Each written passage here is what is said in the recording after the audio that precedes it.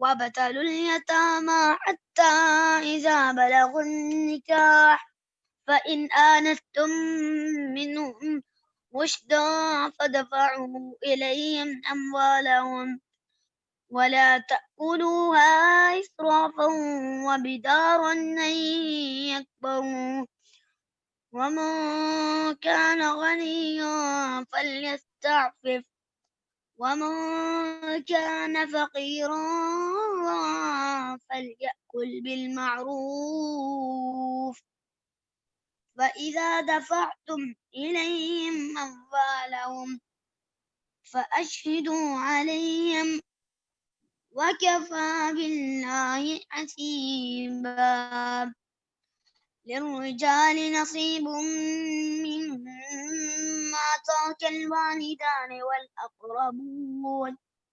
وللنساء نصيب مما ترك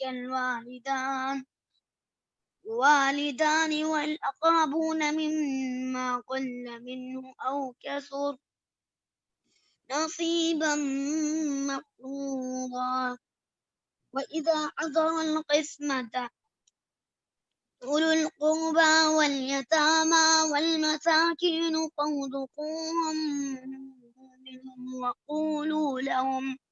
وقولوا لهم قولا معروفا وليخشى الذين لو تركوا من خلفهم ذرية ضعافا خافوا عليهم فليتقوا الله وليقولوا قولا سديدا। और यतीमों को उनके बालिग होने तक सुधारते और आजमाते रहो। फिर अगर उनमें तुम होशियारी और हुस्न तदबीर पाओ तो उन्हें उनके माल सौंप दो और उनके बड़े हो जाने के डर से उनके मालों को जल्दी जल्दी फजूल खर्चियों में तबाह न कर दो। मालदारों को चाहिए कि उनके माल से बचते रहें। हाँ, मिस्कीन मोहताज हो तो दस्तूर के मुताबिक वाजिबी तौर से खा ले।